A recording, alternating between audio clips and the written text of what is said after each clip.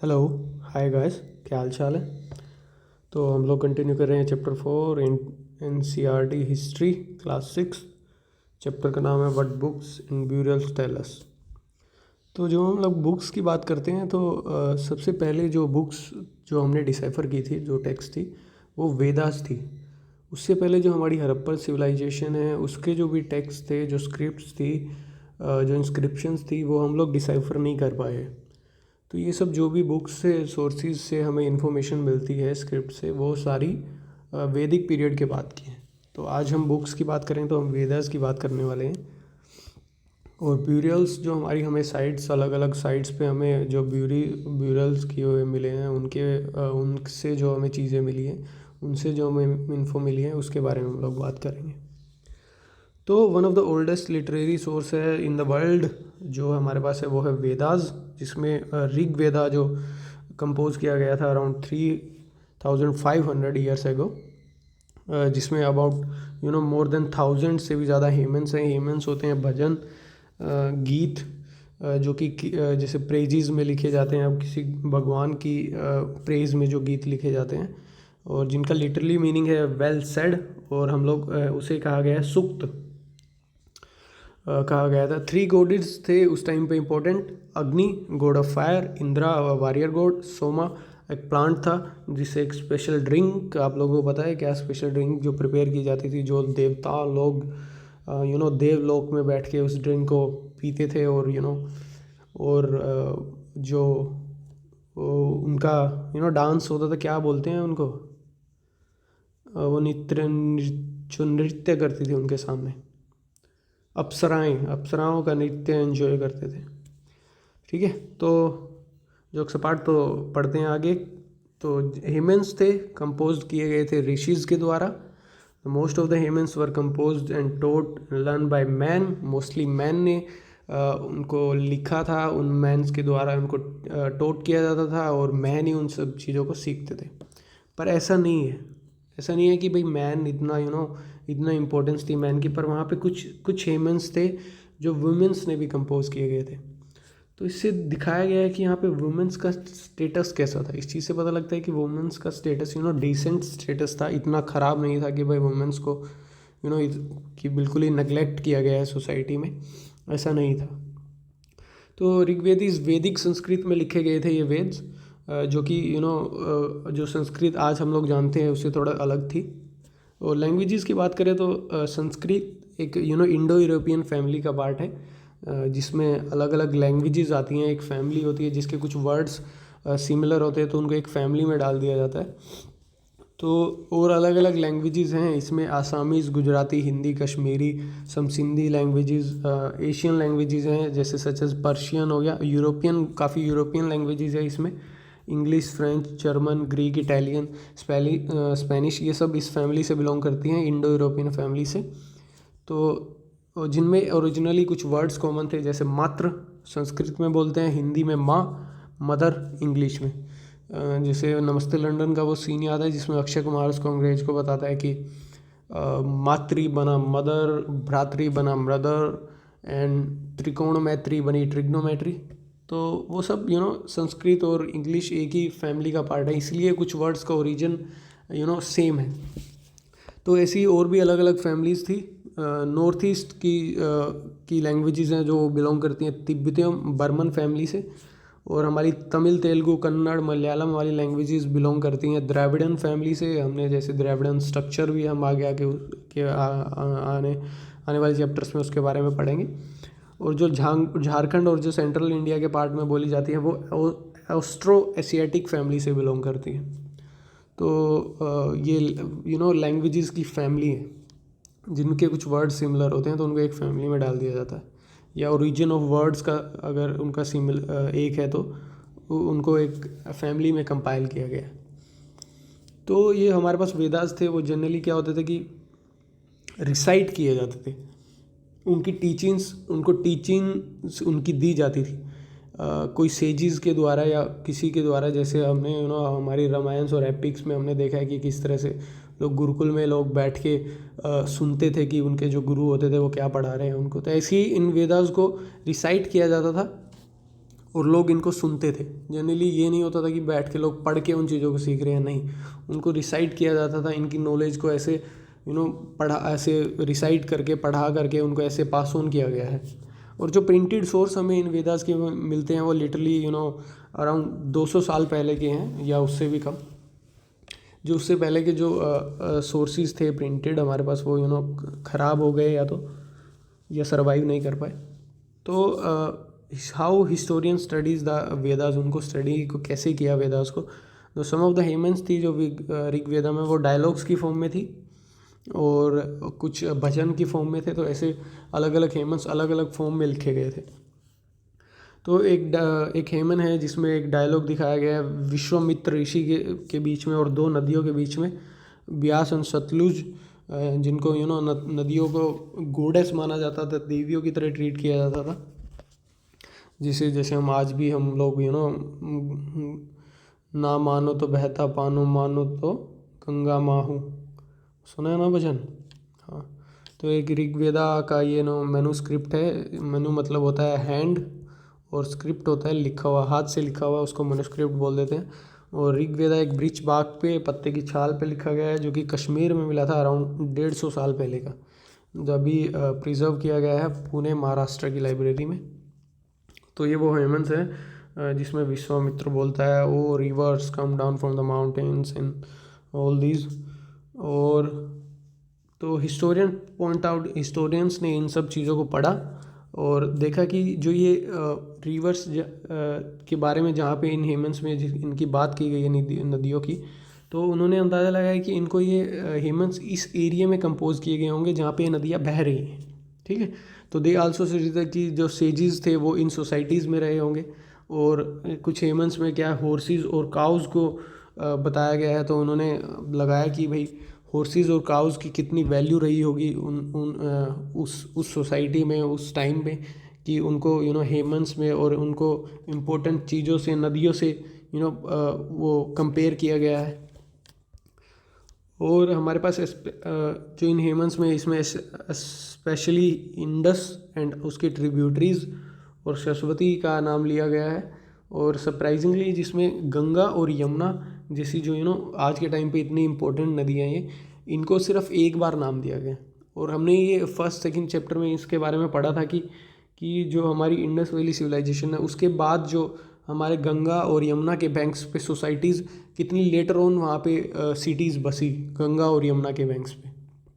तो शायद ये ऋग्वेदास उससे पहले कंपोज किए गए थे काफ़ी टाइम पहले, तो इसलिए हमें इनका मेंशन कम देखने को मिलता है इनमें। ठीक है, तो उसकी सोसाइटी की बात करेंगे उस टाइम पे कि कैटल और हॉर्सेस और चैरियट्स, इनको इम्पोर्टेंस क्यों दी जाती थी इतनी। तो ऋग्वेदास में कैटल्स के बारे में लिखा गया है, चिल्ड्रंस के बारे में लिखा गया है, स्पेशली सन्स के बारे में, हॉर्सेस के बारे में लिखा गया है। तो ये सब क्यों लिखा गया है। तो हमारे पास जो हॉर्सेस थे उसको इम्पोर्टेंस क्यों दी गई है, क्योंकि हॉर्सेस को रथ में जोड़ के उनको बैटल्स में यूज़ किया जाता था। तो उस टाइम पे बैटल्स क्यों इम्पोर्टेंस थी, हैं, बैटल्स किस लिए वो लोग करते थे। तो बैटल्स होती थी, वो लोग जो रिसोर्सेज होते थे उस टाइम पे उनके आसपास, उन रिसोर्सेज के लिए वो बैटल्स होती थी। लोग चाहते थे कि हमारे अंडर हमारी किसी एक ग्रुप के पास ज़्यादा रिसोर्सेज हो, उनके लोगों के लिए अच्छा होगा। तो लैंड के लिए बैटल की जाती थी। और जो काव होती थी, काव एक बड़ा इंपॉर्टेंट सोर्स हमने देखा कि भाई किस तरह से बन गया था। लेटर उन काव को अघन्य माना गया, कैटल को काव को अघन्य किया गया, जिसे मारा नहीं जा सकता। तो उसके लिए बैटल्स की जाती थी, पानी के लिए बैटल्स की जाती थी, और पास्चर के लिए, पास्चर होता है जहाँ पे चरवाहे अपने एनिमल्स को चरा सके, उसके लिए बैटल्स की जाती थी। लैंड के लिए की जाती थी ताकि लोग वहाँ पे क्रॉप्स ग्रो कर सकें, हार्डी क्रॉप्स होती हैं जिनको ग्रो होने के लिए मिनिमम वाटर और मिनिमम केयर की ज़रूरत पड़ती है, जो कि जल्दी पक जाती है काफ़ी, सच एज बार्ले। और मिलेट्स जो आज हम लोग 2023 आप लोगों को पता है जैसे कि ईयर ऑफ द मिलेट्स घोषित किया गया यूएन के द्वारा, तो और जिसमें इंडिया का बहुत इम्पोर्टेंट रोल रहा है। तो मिलेट्स एक हार्डी क्रॉप्स है हमारे पास। तो लोगों को कैप्चर किया जाता था बैटल में, जो लोग हार जाते थे उनको कैप्चर करके स्लेव्स बनाया जाता था। स्लेवरी हम देखने को मिल रहे हैं कि स्लेवरी उस टाइम पे आ चुकी थी। तो और जो वेल्थ, जो लूट थी, बैटल से जो लोग लूट के लाते थे, जो बूटी होती थी, उसको वो लोग लीडर्स कुछ अपने पास रख लेते थे, कुछ प्रीस्ट को दे दी जाती थी। उस टाइम पे प्रीस्ट का स्टेटस काफ़ी हाई था, जो कि भगवान के बीच में और जो कॉमन लोगों के बीच में जो एक लिंक होता था, उसको प्रीस्ट को माना जाता था कि प्रीस्ट भगवान और कॉमन लोगों के बीच में लिंक है, तो प्रीस्ट को इतना इम्पोर्टेंस दी जाती थी। और जो बाकी बची कुची चीज़ उसको डिस्ट्रीब्यूट किया जाता था लोगों के बीच में। तो इनसे पता लगता है कि वहाँ पे एक एलिमेंट ऑफ डेमोक्रेसी था वहाँ पे। ठीक है, अब आगे आपको मैं पढ़ाऊँगा, जैसे कि कुछ जो वेल्थ थी उसको यज्ञ करने के लिए, सेक्रीफाइसेस के लिए यूज़ किया जाता था, जो कि भगवान उस टाइम के होते थे, उनको खुश करने के लिए यज्ञ किए जाते थे, जिसमें घी और ग्रेन्स और कई बार तो एनिमल्स की बलि चढ़ाई जाती थी। तो जो इन वॉर्स में जो mostly men took part in these wars, तो क्या होता था कि there was no regular army, उनके पास कोई रेगुलर आर्मी नहीं होती थी, कोई स्टैंडिंग आर्मी नहीं थी। तो इनफैक्ट देर वहाँ पे असेंबलीज होती थी जिसमें लोग मिलते थे, जो इम्पोर्टेंट लोग होते थे वो मिलते थे, जिसमें वो लोग वॉर एंड पीस के बारे में डिस्कस करते थे, अपना लीडर चूज़ करते थे। तो चूजिंग अ लीडर मतलब कि लोग मिलके अपना एक लीडर चूज़ कर रहे हैं, तो वहाँ पे डेमोक्रेसी का एक एलिमेंट दिखाई दे रहा है। ठीक है, और लीडर ऐसा चूज़ करते थे जो कि ब्रेव एंड स्किलफुल वॉरियर हो, जो पावरफुल होता है, जो ब्रेव होता है, उसको वो लोग अपना लीडर चूज़ करते थे। जैसे काफ़ी कई सीरीज़ में आप लोगों ने देखा होगा, एक सी करके कोई एक सीरीज़ है एप्पल की, एप्पल टीवी की, मैंने उसमें देखा था कि वो लोग जो उनका ब्रेव होता था, जो उनका लीडर होता था, वो जनरली स्ट्रोंग होता था, जो स्ट्रोंगेस्ट मैन उनमें होता है, उसको वो लोग लीडर चूज़ करते थे। ठीक है, तो आगे देखते हैं कि कैसे कैसे सोसाइटी में स्टेटस आने स्टार्ट हुए। तो उस टाइम तक देर वर 2 ग्रुप्स थे, प्रीस्ट जिनको सबसे इम्पोर्टेंट समझा जाता था, ब्राह्मण्स जिन्हें कहा जाता था, जो कि रिचुअल्स परफॉर्म करते थे, और होते थे राजा। जो उस टाइम के राजा थे वो वाले राजा नहीं थे कि भाई उनके पास बड़े बड़े महलों में वो लोग रहते हैं और बड़ी बड़ी आर्मीज़ और रथ हैं जिनमें वो लोग घूमते हैं, नहीं। वो राजा वो होते थे कि जिनको लोगों ने चूज़ किया है कि भाई ये हमारा लीडर है, वो रहता बाकी लोगों की तरह ही था। ठीक है, बस उनको एक कि हम इसके ऑर्डर्स मानेंगे, हम ये हमें लीड करेगा, सिर्फ इतना होता था। ठीक है, तो उनके पास कोई कैपिटल सिटीज़ नहीं होती थी, बड़े बड़े पैलेसेस नहीं थे, कोई आर्मी नहीं थी, तो उनको कोई मेंटेन करने के लिए कुछ ऐसा तो उनको चाहिए नहीं था कोई खर्चा। तो लेटर ऑन जैसे जो हमारे पास किंगडम्स हुए, उनको बड़े बड़े किंगडम्स को मेंटेन करने के लिए उनको खर्चा चाहिए होता था। ठीक है, आर्मीज़ की पेमेंट के लिए, आर्मी को मेंटेनेंस के लिए खर्चा चाहिए होता है तो इसलिए वो टैक्स कलेक्ट करते थे लोगों से। पर इस टाइम पे ऐसा कुछ नहीं है, तो यहाँ पे कोई टैक्स कलेक्शन नहीं होता था। तो जो राजा होता था ऑटोमेटिकली उसका बेटा नहीं बनेगा, उसका ऑटोमेटिकली उसका बेटा उसको सक्सीड नहीं करता था। अगर उसका बेटा कैपेबल है, उतना पावरफुल या स्किलफुल है, तो उसको चूज़ किया जाता था, नहीं तो फिर असेंबलीज़ के द्वारा कोई और लीडर चूज़ किया जाता था।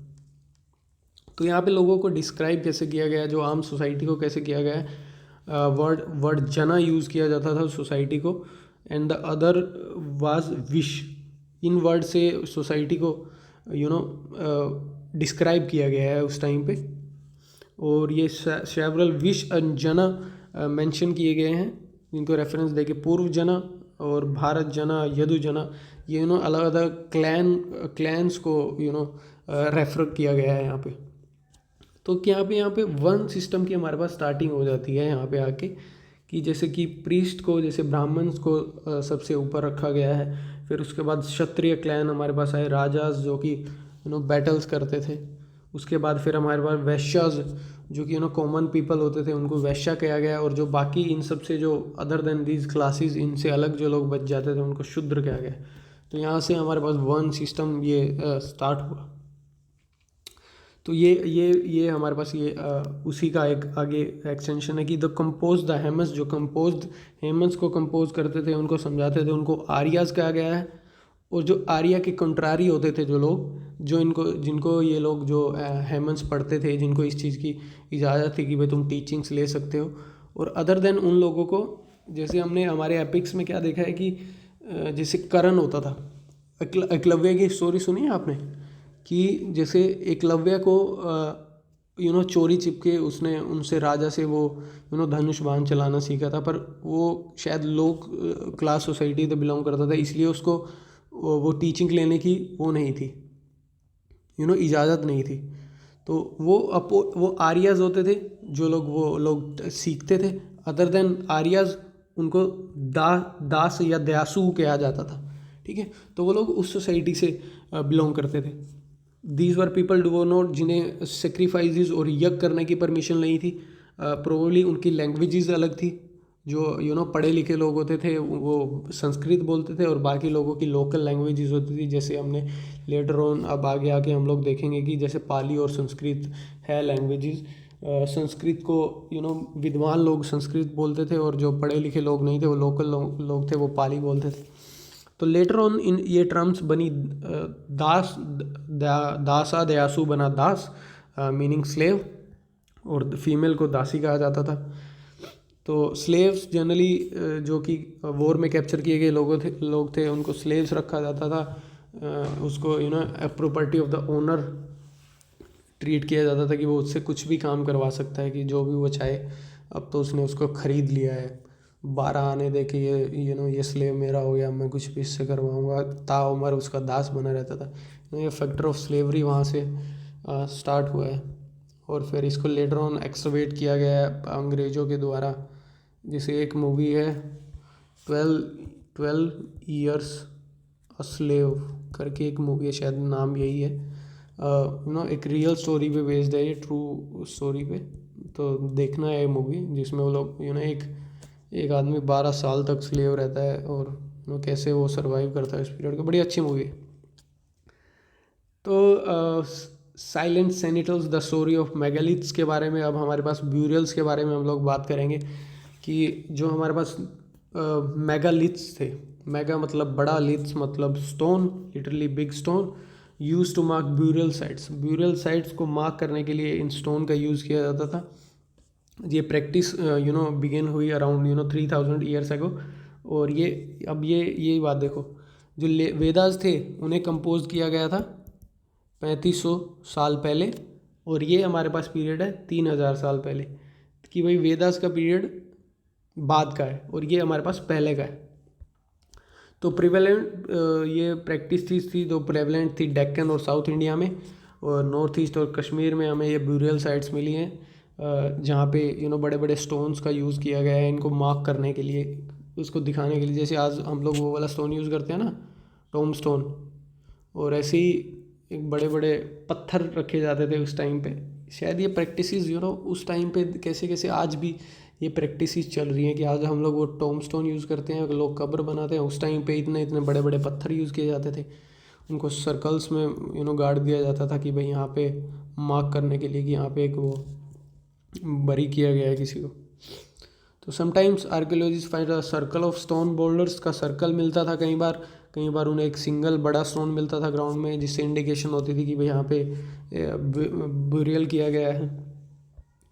तो this type of megalith is known as cist, इसको कहा गया है, जिसमें पोर्ट होल्स होते थे। ये होल ये दिख रहा है यहाँ पे, ये वाला होल, ये हो पोर्ट होल्स, जिसको शायद एंट्रेंस के लिए यूज़ किया जाता होगा। All this burials have some common, कुछ कॉमन फीचर्स थे इसमें। Dead were buried with distinctive pots मटके, और कुछ चीज़ों के साथ डेड को, जैसे हमने पिछले चैप्टर में पढ़ा था कि वो लोग they believe in the after life के बारे में भी वो लोग विश्वास करते थे, जिससे वो जैसे गोट और कुछ ऑर्नामेंट्स होते थे हमारे पास गोल्ड सिल्वर के, और कुछ चीज़ों को उसमें कब्र में उसके साथ दफना देते कि भाई उसे खाने की चीज़ें उसमें वो दफना देते थे, फ्रूट्स और वो सब चीज़ें, कि भाई उसको आफ्टर लाइफ में इन सब चीज़ों की ज़रूरत पड़ेगी पोर्ट्स में। और जैसे यहाँ पे भी दिखाया गया कि ब्लैक एंड रेड वेयर होते थे, जिसमें tools and weapons of iron हमें मिले हैं। समटाइम्स स्केलेटन ऑफ हॉर्सेस को भी दफनाया गया है, कि ornaments of stone gold, horses को भी दफनाया गया होगा साथ में, कि भाई यार इसको आफ्टर लाइफ में यार ये कैसे ट्रैवल करेगा, इसको घोड़े की ज़रूरत पड़ेगी, तो भाई घोड़ा भी एक दफना ही देते हैं। तो ये हमारे पास जैसे लैपटॉप में हॉर्स के इक्विपमेंट मिले हैं ये वाले, और ये एक्सिस हैं, ये उस टाइम की कुल्हाड़ीज़ हैं, ये डैगर खंजर मिला है उस टाइम पे। और ये कुछ साइट्स हैं यहाँ पे, जैसे ये पेज 12 में हमें इम्पोर्टेंट साइट्स थी इसलिए मैंने पेज ऐड किया है यहाँ पे।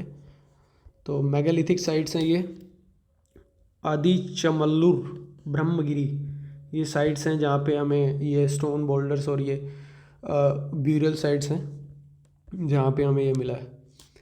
तो सोशल डिफरेंसेस के बारे में हमें इन ब्यूरियल से कैसे पता लगता है कि जो ब्रह्मगिरी है मैप पे वो हमने दिखाया, वहाँ पे गोल्ड बीड्स, मोती पत्थर और कॉपर के बैंगल्स उसमें मिले, काउंट शल होता है, शंख हमें मिला है यहाँ पे, स्केलेट, और कुछ स्केलेटन्स होते थे जो कि गरीब लोगों के स्केलेटन है, उनके पास ज़्यादा कुछ नहीं है, तो कुछ खाली कुछ फ्यू पोर्ट्स उसमें दफना दिए जाते थे।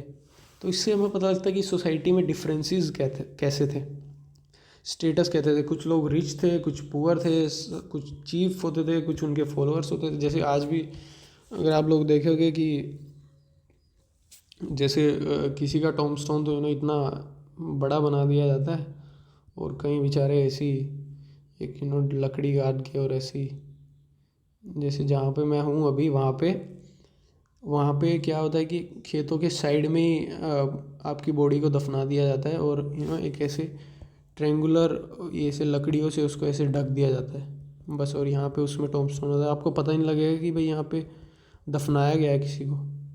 एक्चुअली जब मैं यहाँ पे घूमता था तो मुझे नहीं पता था कि ये यहाँ पे लोगों को दफनाया गया है, तो मैं वहीं पे खड़ा रहता था। एक्चुअली ये अब लंबी कहानी है, पर मुझे बाद में पता चला कि अच्छा ये यहाँ पे इनको लोगों को दफनाया गया और मैं वहीं पे खड़ा था। तो some of the burial spots for certain families के लिए कुछ ब्यूरल स्पॉट्स होते थे। Megalithic contains more than one skeleton, जिसमें क्या होता था कि एक जैसे ये बड़े वाला हमारे पास ये दिखाया गया है, यहाँ पे हो सकता है कि शायद ये एक से ज़्यादा लोगों के लिए या एक फैमिली के लिए एक ये ब्यूरियल स्पॉट हो, जहाँ पे एक फैमिली के लोगों को दफनाया जाता था।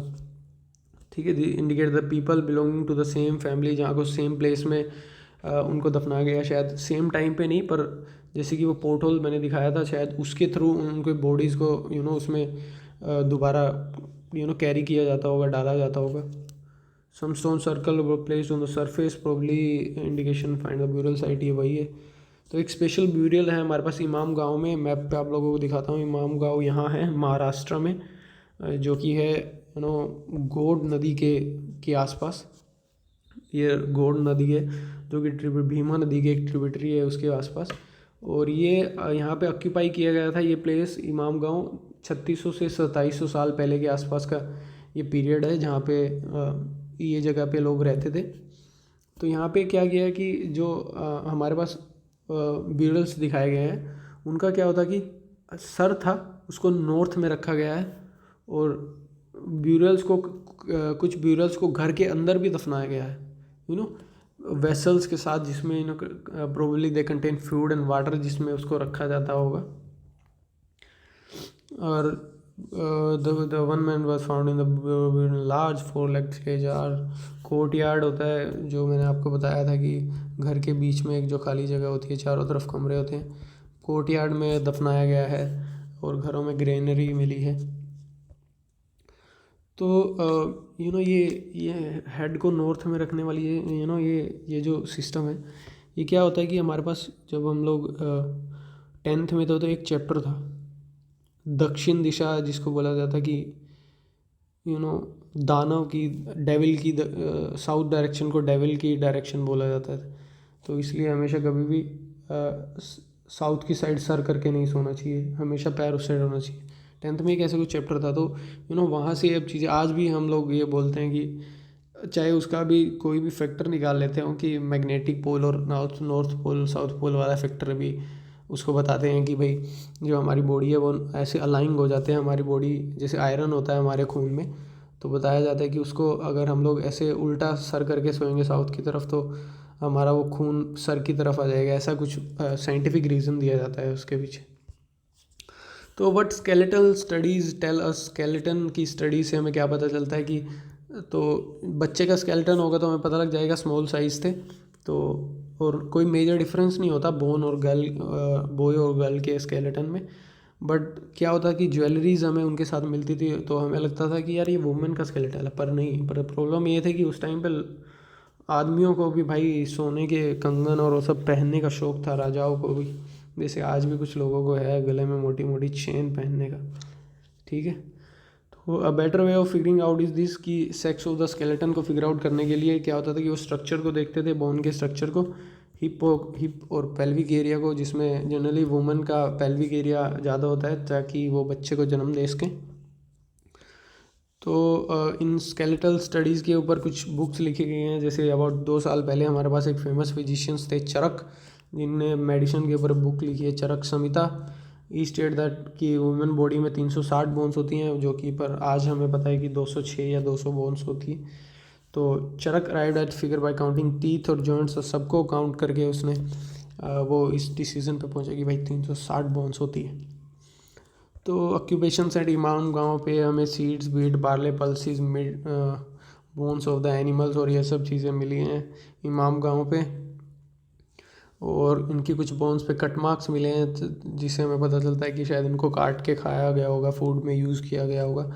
Cattle and buffaloes, goat, sheep और ये एनिमल्स, बक, एंटलोप, हिरन, mongoose, beside bird, crocodile, turtle, crab fish, और ये सब के एविडेंस भी मिले हैं। बेर, आंवला जैसे फ्रूट्स के एविडेंस हमें मिले हैं वहाँ से, इमाम गांव से। तो ये था 4th chapter. Thanks for watching, लंबा हो गया यार। ठीक है, मिलते हैं नेक्स्ट चैप्टर में।